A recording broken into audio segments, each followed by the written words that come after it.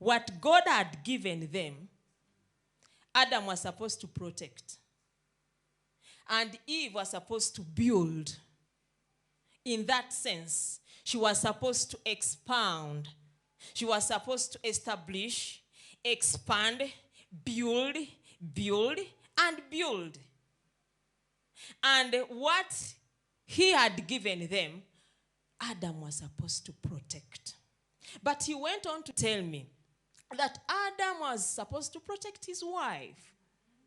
I always ask myself, when the snake had this long conversation with Eve, where was Adam? Where was he? What was he doing? I don't think it was a short conversation.